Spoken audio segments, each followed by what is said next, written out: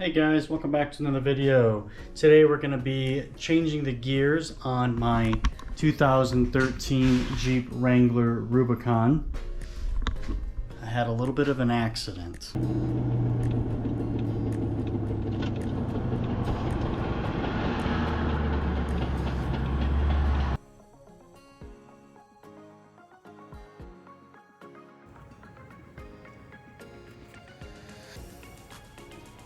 So let's get right into doing a full re-gear on this Jeep Wrangler, and then at the end of the video I'll go over all the specifics of why I did this and what gear ratio I went with. So let's get to it. Before we get started, there are several tools that I recommend purchasing. First, I would recommend this differential housing case spreader.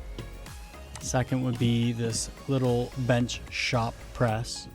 This thing is nice for pressing on the bearings. Then I would get this bearing puller, axle seal installer. Then you will need this to hold the pinion when you're tightening down the pinion nut. You will also need a 36mm socket for the axle nut. And this is the crush sleeve eliminator that I recommend getting. You're going to need one for the front axle and one for the rear axle. So let's get to it. We're going to be starting this project in the rear axle first. So you'll want to jack up the axle, take off the tires, remove the drive shaft, and secure it up out of the way.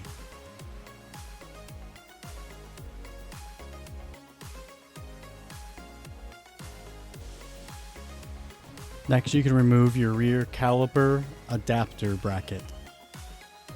These will get retorqued down to 55 foot-pounds and use some form of red Loctite. And now you can remove the wheel speed sensor, and then you can unbolt the axle retainer nuts. And these will get torqued down to 45 foot-pounds when you reinstall it, and I would use red Loctite on these also. And completely remove your wheel speed sensor.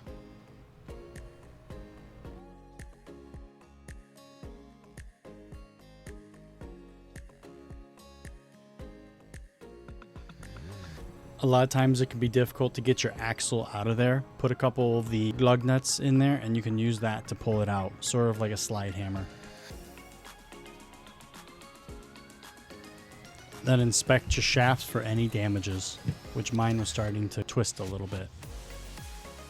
For the Rubicon, the passenger side is the longer shaft and the shorter side will be the driver's shaft. Non-Rubicon, the axle shafts will be interchangeable. Before removing the bearing caps, you want to mark them specifically so they can go on the correct side and in the correct orientation. 8mm. You can twist it out and then unplug it from this plug.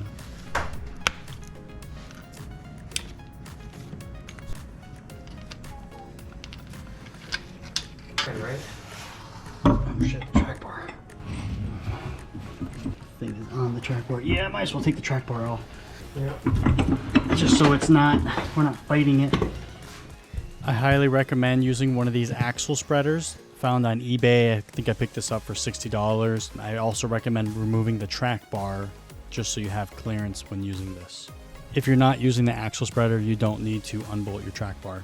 Now you can remove the bearing caps. These will get torqued back down to 80 foot-pounds with red Loctite when you reinstall it for the final install. And make sure you keep the correct orientation of the bearing caps. There will also be different size shims on each side, and you want to make sure they stay on the correct side. The bearing doesn't even feel bad. No, I was feeling it before. It didn't feel bad. It wasn't sloppy. Yeah. Now we can remove the pinion nut. Put it on there. We're gonna put that on.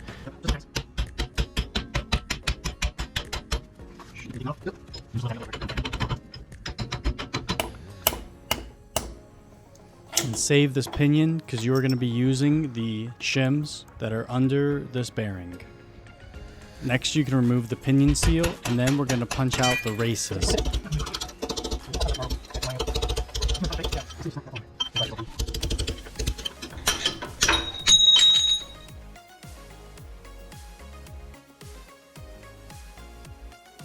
Now that we got the whole carrier out, we can undo all the bolts on the ring gear. We'll leave 2 of them attached. We'll just loosen them up and leave a few threads in. And let's get the big guns out.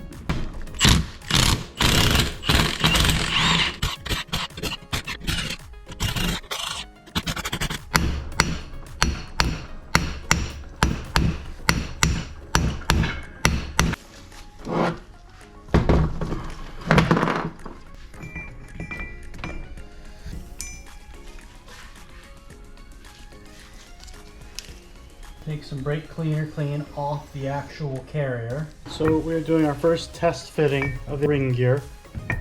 And we are seeing if it slides on easily or if it's gonna need to be kind of sucked up with the bolts. I don't like to use the bolts to suck it up, so I'm gonna actually throw this in the oven, 220 degrees for 20 minutes. That way it slips onto here. You can see this gap. You don't want to use the bolts to pull that in because it can make this ring gear a little bit uneven on here. So you want to heat it up so it just slides on nicely and doesn't have any intolerances. So with the Rubicon, be careful with these wires. Just kind of feed them out of there. And make sure you clean this off with brake cleaner also. You can see here I attached the axle to a tire. That way we can put the carrier on it. And you'll also need a bearing removal tool to do this job. You can find these on eBay for fairly cheap. So you squeeze these on here, you gotta find whichever one fits the best around the bearing. Just two down the middle.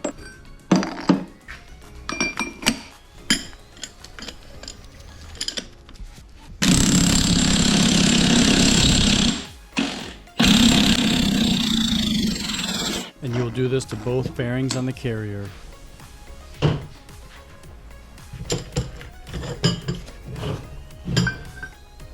Bearings off. So we'll have to pull this bearing off, and we start with reusing these shims under this bearing on the new pinion. Bottom one down to the bearing. So this one, seat this one all the way down to the bearing top. It just helps keep it more stable. Yeah.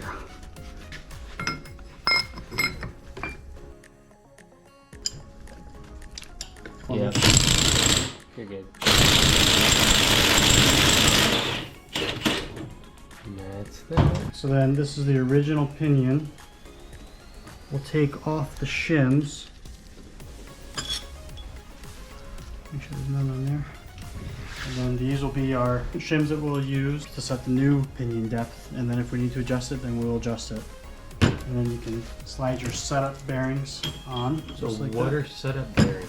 Extra bearings, and I grinded out the insides of them so they can slip on to the actual pinion like that.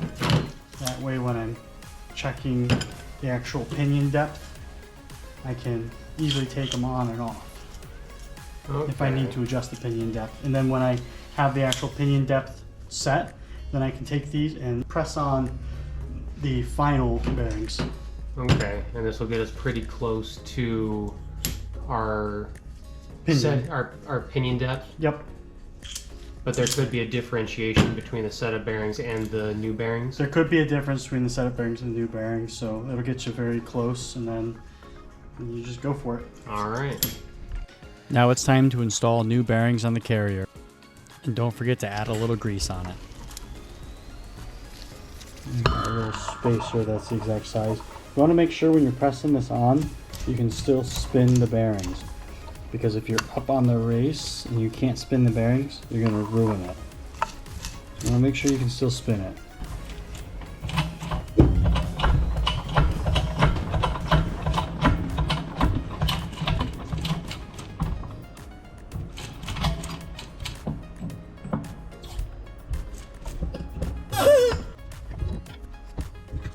This is the side with the locker part. There's this little washer here. The flat part of the washer, or the sharper part, goes towards the bearing, goes up. This side has like beveled edges. That goes towards the center of the carrier. So let's get the other bearing pressed on. Again, grab a little bit of grease, makes it press a little bit easier. Still spinning freely, still spinning freely. You want to make sure both bearings can spin freely.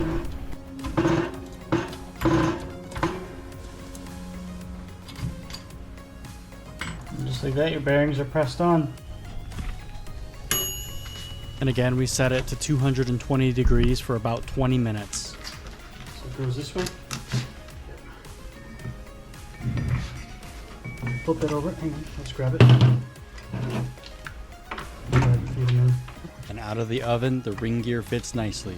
Don't forget to apply red Loctite to all these bolts.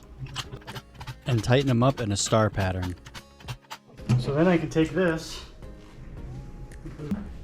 and then we'll put the actual whole carrier on here like that. And because this is a Rubicon, we can activate the locker. Put these little wedges in here. And the axle's locked, so now we can torque them down. And these get torqued down to 135 foot-pounds. So we got our race tool. Put the race in the back of the axle and give it a good couple taps. Make sure you're going in evenly. Add a little bit of grease to help the installation.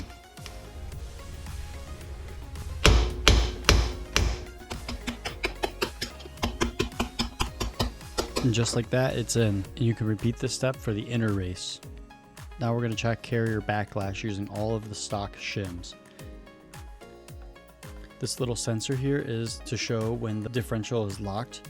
You want to put something in there, that way the plunger can be pushed out, that way it doesn't get damaged. And then you can put it on a string, that way you can pull it out after the carrier is installed fully.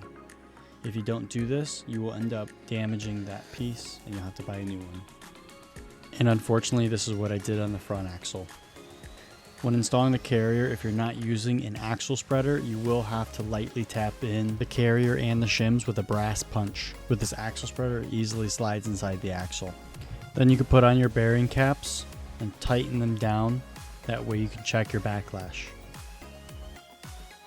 So right now we're only getting about 2/1000 of backlash. So we need to move the whole carrier towards the driver's side to separate it from the actual pinion. So when we're talking about backlash on the gears, that is the spacing that is between the pinion and the ring gear. It is how close they are together. So right now they're touching, so there's zero backlash. I can't spin one and leave the other one still. What happens if there's too little of backlash is you'll get whining of the gears because they're almost colliding with each other too tightly.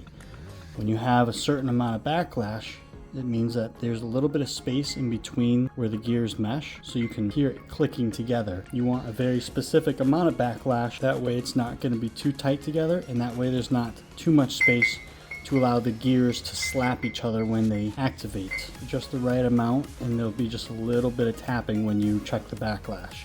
And you'll be able to check that with the actual tool here. Since we need to move the carrier this way, I've got this tiny little shim on this side. I'm just going to move it over to this side and see what it does.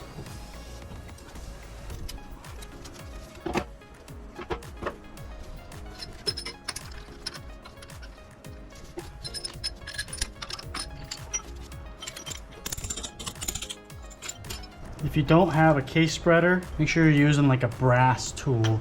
That way you're not damaging anything there. Since I have a case spreader, it's not taking a lot of pressure to tap those shims in.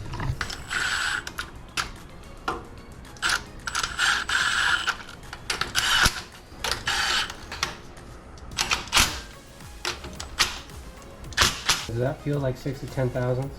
It does. Make sure your dial indicator is perpendicular to the face of the tooth. A little bit more than this is. 7 thousandths? That is between 6 and 10. After you get proper backlash, you need to check the pattern. Dilute the paint with a little bit of gear oil. Okay, I've got a good amount of teeth painted. Okay, go ahead and spin it all the way around. With your hand, keep even pressure on the carrier. Go the other way. Go ahead. Okay. Okay, let's read this gear pattern. And this is an acceptable gear pattern. Now you can remove the setup bearings from the pinion and install the new ones. Don't forget to keep the shim under the bearing. In between the bearings is where you would keep the crush sleeve. I recommend using a crush sleeve eliminator like this. Since we're using new bearings, we're going to set the pinion preload to the recommended amount, and then we're going to recheck the backlash and the gear pattern. When you're setting the actual pinion preload on here, I'm going to show you what we're actually doing. So the pinion's going to be sitting here inside the axle, up against the ring gear. Be your drive shaft going this direction. There's gonna be a bearing here, and then you'll have a bearing on this side over here. So these two bearings are gonna be pinched together, and that'll actually be allowing this pinion to be spinning between the two bearings, just like that. And you don't want the bearing to be too tight inside the race. That would mean these bearings are so compressed together, and that's too much pinion preload. and that's why you have this crush sleeve here. That'll set the space in between the bearings and how much pressure will actually be on each bearing. As this crush sleeve gets crushed more and the bearing comes closer, it'll come closer to this actual race, and it'll put more pressure inside this bearing. So if you've got so much pressure inside this bearing, it'll be hard to spin the actual pinion. That would mean your pinion preload is too high. And let's say there's barely any pressure inside this bearing. Your pinion preload is too low, and you would need to tighten the pinion nut to crush the crush sleeve a little bit more to increase the pinion preload. It's kind of loose. This pinion will spin too easily. There'll be no actual bearing preload or pinion preload on it. What the procedure is to put this in here, and then this crush sleeve will get crushed, and it'll bring these bearings together. That'll increase your pinion preload. And I don't go into full detail on using a crush sleeve, but typically you would need to get a huge breaker bar on it and put up to 400 foot-pounds of torque onto the pinion nut to get the crush sleeve to start crushing, and then it'll be easier once it starts to get that initial crush. Then you can go back and forth tightening the pinion nut 1/8 of a turn, and then checking your pinion preload over and over until you get the exact pinion preload that the kit recommends. But be careful not to over tighten the pinion nut, because if you do that, you will need to get a new crush sleeve. And if you're using a regular crush sleeve, you will set the pinion preload only when you're installing your final bearings. But for checking the correct pinion depth and backlash, you can install it without the crush sleeve or use the stock crush sleeve that was already on the previous pinion, just for checking the backlash and pinion depth and pinion pattern using the paint. What I've got instead of doing a crush sleeve is a crush sleeve eliminator, and that is a set of shims. That way I can put this in here. Don't need the crush sleeve, don't need to put 400 pounds of torque on here, foot-pounds of torque to crush that. I can just set the distance, and I can see what the actual pinion preload, bearing preload is by spinning it. And then if it's not enough, I'll take out a shim so it brings those bearings closer together, and that will be what determines the actual pinion preload. The other thing about this pinion is there's little shims on the bottom side of this bearing. These shims are what moves the pinion further into their housing or further out of the housing. There's a little shim inside here. If you needed the pinion to be further into the actual teeth, if it doesn't go into the teeth far enough, you would add more shims to push the pinion inward. And then if your teeth are too deep into the grooves, then you would take out some shims and it would pull the pinion outward a little bit. But those shims are what goes on before the bearing. So in order to test the amount of shims that you need to do, you need to make Setup bearings. that way you can use those bearings to do your test, make sure it's good, and then you do a final install on the final bearings, on the good bearing. When you install your final bearings, you'll want to check the pinion preload again. And if you're using a regular crush sleeve, it will be easier to just tighten it up a little bit more. But once you over tighten it, you will have to get a new crush sleeve and not over tighten it. And if using the crush sleeve eliminator, you will still have to check the pinion preload with the new bearings, and you might have to adjust it a little bit again. Make sure you're checking the pinion preload with the carrier removed. The installation of the pinion goes the pinion, you have the shims, you have the bigger bearing, you'll have your crush sleeve, or I'll have a crush sleeve eliminator. Put this inside the axle. This race will already be pressed into the axle. You put your bearing, you've got an oil slinger. What the oil slinger does, sits on the back side of the bearing. It allows the oil to go through into the bearing, but it stops it from spraying up against the back side of the seal. So this helps stop the oil from spraying out towards the seal. Then you have the bearing, then you have the oil slinger. Then you'll put the yoke on, tighten it down so you can tighten this bearing onto here. Then you'll take the yoke off, put the seal on. Make sure the slinger is in there before you try to put the seal on. I've put seals on and I've had to take them off, realizing I forgot the oil slinger. Seal goes, then the yoke goes. Just like that, your pinion would be installed after you use the washer and the nut. Alright, so we are at 8 1/1000th backlash. Now we're gonna do our final paint. Got the pinion bearing preload set to 30 foot-pounds. Yeah, inch pounds. Inch pounds. So here we are just checking the carrier backlash and the pattern since we have the new bearings installed on the pinion. And again, the pattern is acceptable. Now you can apply red Loctite to your bearing cap bolts and torque them down. The gear set instructions will tell you the torque specs. Mine were 80 foot-pounds. And if you have a Rubicon, make sure the locker retainer that is on the passenger bearing cap is stopping the locker solenoid from spinning. Now you can pull the string holding the plunger on your locker sensor. Here we're removing the pinion for the last time, that way we can install the seal. Apply a little bit of RTV around the edges of the seal. And then apply RTV inside the threads of the yoke. Don't forget red Loctite for the pinion nut. The final tightening I do once I have the wheels on the ground.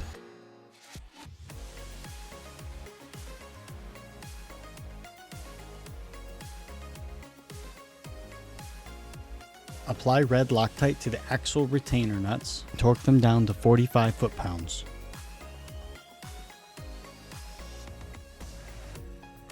And again, use red Loctite for the rear caliper adapter, and those get torqued down to 55 foot-pounds. And don't mistake those for the actual caliper bolts.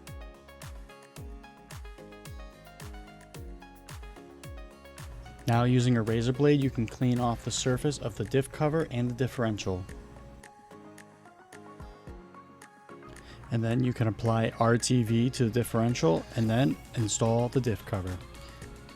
Diff cover bolts get torqued down to 30 foot-pounds. And once you've installed the tires, you can now torque down the pinion nut, and that gets torqued down to 160 foot-pounds. And then you can reinstall your drive shaft and prepare for the front axle. Make sure the red Loctite on your pinion nut is fresh, and I also applied Loctite to the drive shaft bolts. The front axle will be similar to the rear except for a few details that I go over, so stay tuned for those.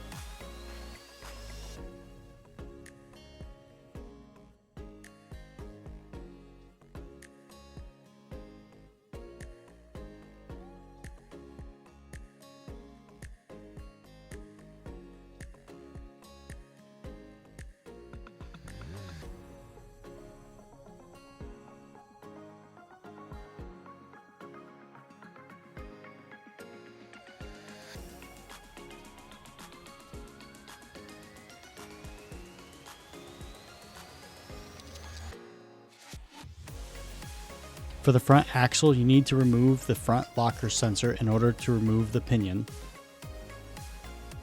And then you can use a long pry bar to knock out the axle seals on both sides, and then use brake cleaner and rags to clean out the inner axles.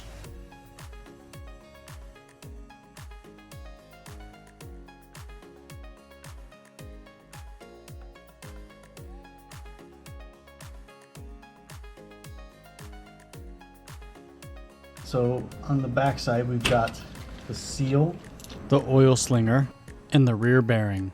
We need to punch out the races, and then on the inner race there is a actual little washer or deflector that goes on before the race. So let's punch out this race from the other side. This front pinion bearing race, we have this baffle and it goes under the actual race. So here's the actual orientation of it. So let's hit the old one out and we'll put this new one back in.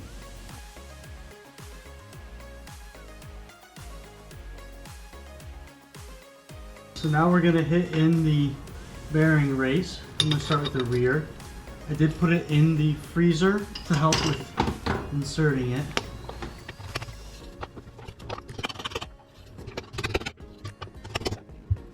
So now we can do the front bearing race. Add a little bit of grease just to help it slide in there. And then don't forget about this little piece here. They really only go in one way because it won't fit on the race the other way. Another tip I have is grab your driver tool and see the angle that it comes out. That way you can not be thinking you need to hit the hammer like this or like this. It comes straight out.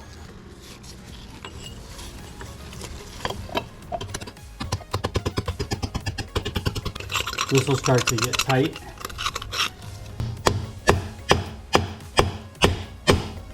You hear that sound difference? That higher ting means it's all the way in.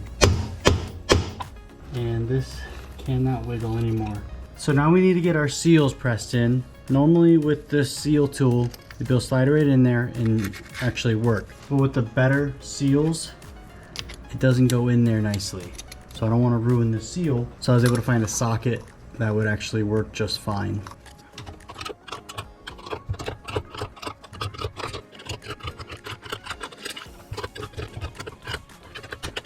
And just like that, both seals are in.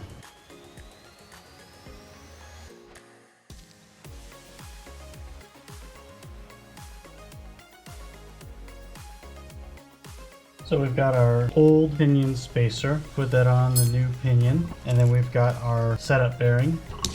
And then I already had a crush sleeve eliminator on the other front pinion, so we'll use these to see how it's set up. So put those on,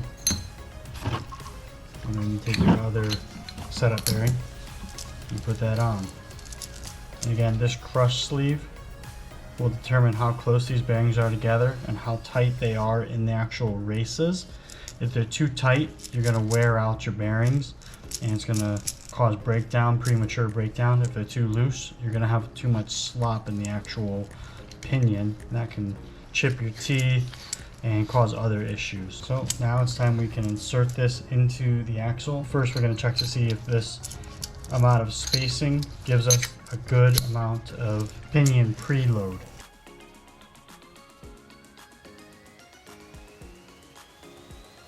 The pinion spun too easily, so there was too much distance between the two bearings. So we need to remove this crush sleeve eliminator and decrease the amount of spacers that we have between it. If you're not using a crush sleeve eliminator, you would be using a actual crush sleeve, and then if you didn't have enough preload on the bearings, you would just tighten it down a little bit more. These can easily get over tightened, and then you have to get a new one and restart. So that's why we use the crush sleeve eliminator. It's harder to get into spec, but once it is, it's harder to mess up. So we're going to remove one of these spacers. With removing that spacer, it made the pinion preload almost perfect. But once we install the new bearings onto the pinion, we will have to check the preload again and possibly adjust the spacers. So now let's move on to installing new bearings onto the carrier. And don't forget to add a little grease on it. And this will be the same procedure for the front and rear carrier. A little spacer that's the exact size. You want to make sure when you're pressing this on, you can still spin the bearings. Because if you're up on the race and you can't spin the bearings, you're going to ruin it. So you want to make sure you can still spin it.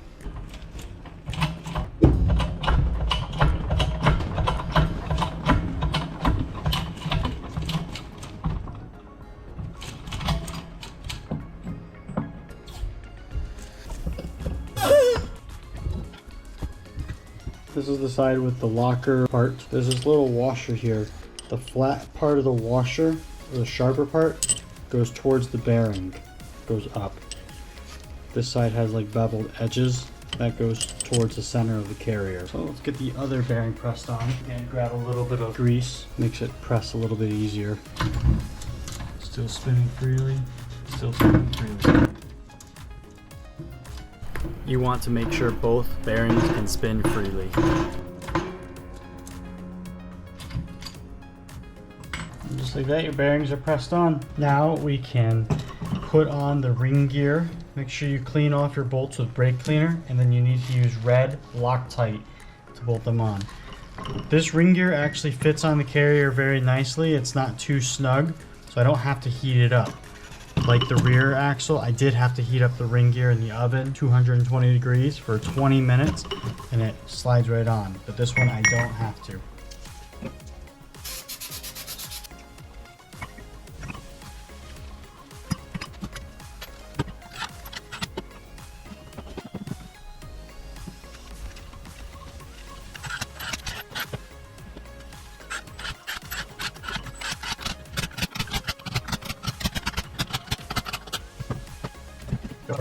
using the provided installation booklet.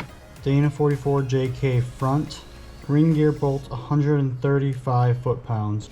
So I'm putting the carrier on the axle, and I'm using that to hold it. And then I activated the locker so the carrier doesn't want to spin. And tighten them in a star pattern. And once you find a good position, go with it. Be careful with a conventional torque wrench not to over tighten it at this angle. And just like that, the ring gear is torqued all the way down. Now it's time to put the carrier in for the first time. Make sure you lube up the bearings with some gear oil. Use your original Shims. For the front axle, I had to move the shims around several times just to get the backlash perfect. When you do this, usually you'll move like 4/1000ths of a shim over from one side to the other, depending on whether or not you need more or less backlash.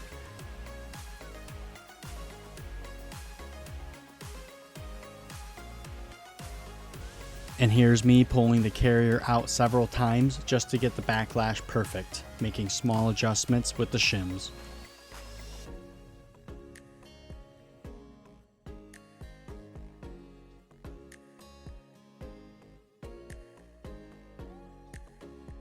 Alright, so I got my backlash all set.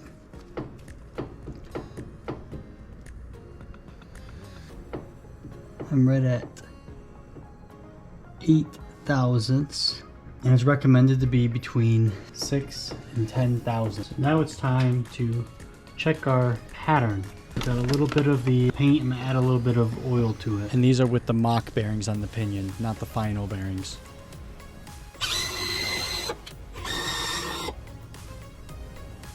So it looks like a good pattern. So now we're going to pull the carrier out, pull the pinion out, and we're going to put on the final pinion bearings, and then we will reinstall it all. And make sure you have the shims underneath the new bearing before you press it on.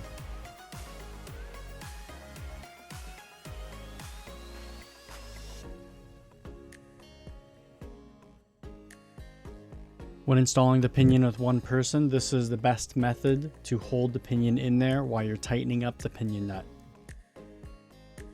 So now we are checking pinion preload, and this is way too much, so we need to add some shims to the crush sleeve eliminator.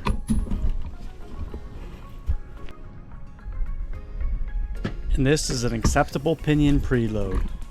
And now that the pinion preload is set, you can now check the pattern one more time.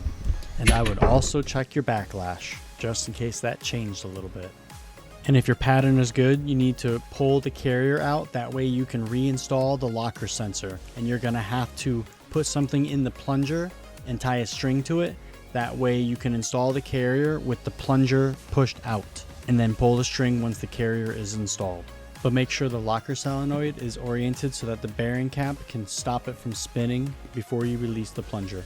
And again, apply red Loctite to the bearing cap bolts and torque them down to 80 foot-pounds. And don't forget to plug in your locker plug.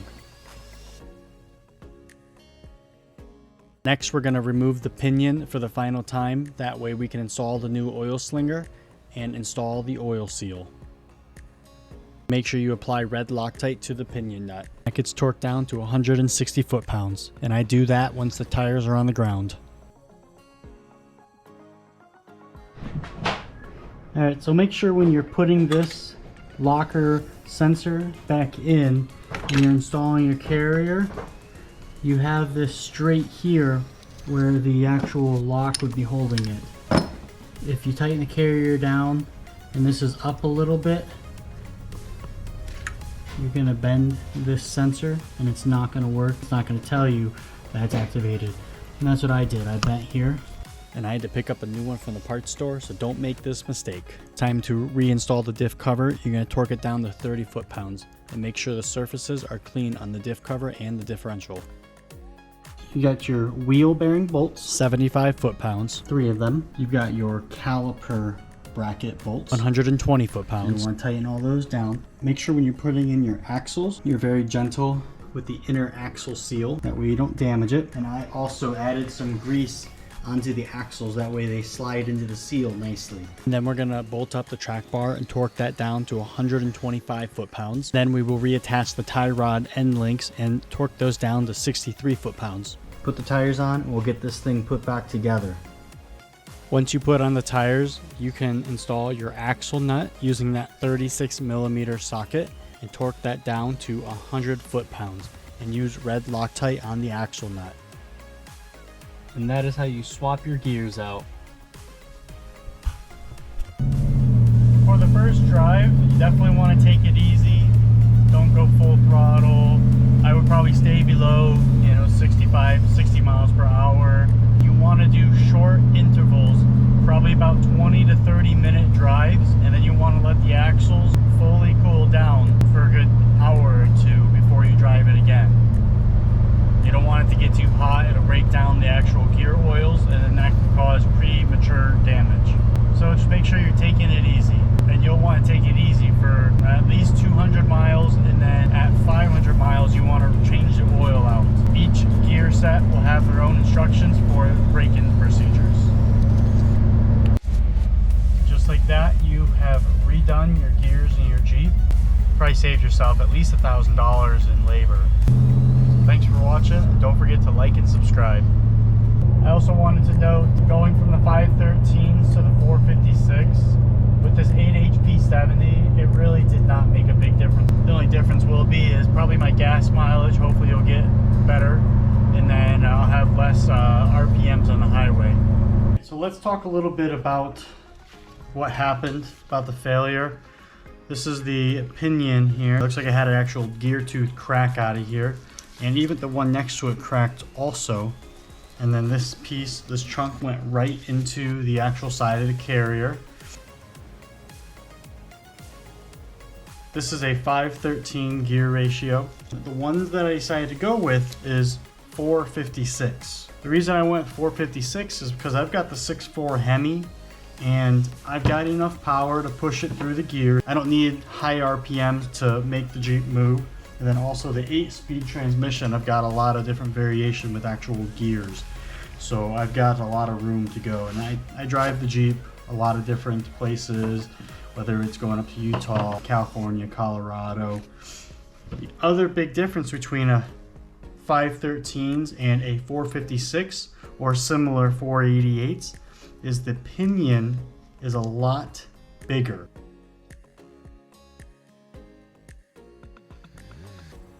A lot thicker. So you can see the difference in size. This is the 456. Going up to a 513s, it gets a lot smaller. The actual ring gear, they're very similar, but the pinion is where you get the biggest difference. And I'm definitely not easy on my Jeep.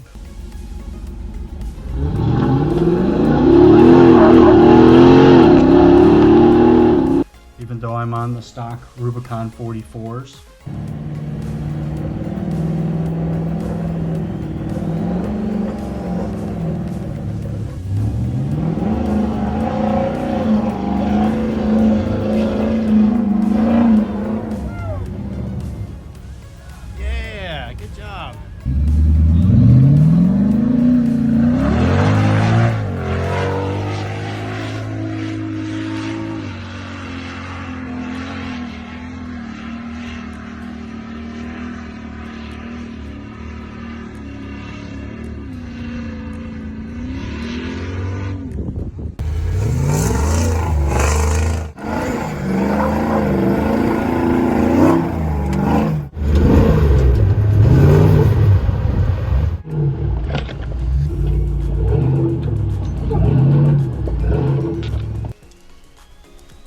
But that is part of fun of owning a Hemi Wrangler.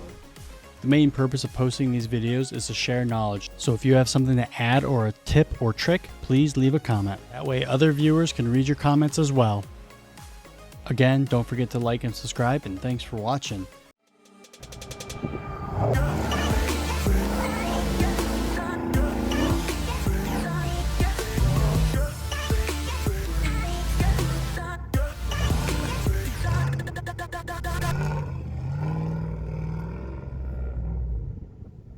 And now that we've gotten done with our first 500 miles, time to change out the fluid.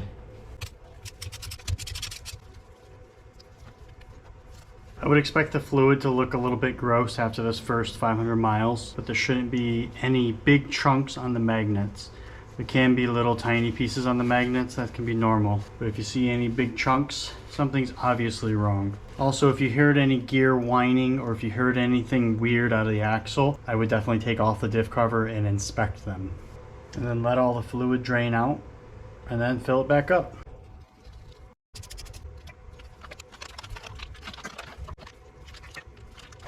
With the regular stock diff covers, you will fill until it starts draining out the hole, and then you can put the plug in. And I put a little bit extra and then put the plug in. With the aftermarket diff covers, the holes don't really line up exactly as the stock ones do, at least with these Yukon ones. I just go off the capacities that are online. Put 1.5 quarts up front and then 2.5 quarts in the back. Just like that, your gears are fully done and you did it yourself in your garage with your own tools and your own knowledge. Don't forget to like and subscribe if you enjoyed this video, if you learned something from this video. And again, thanks for watching.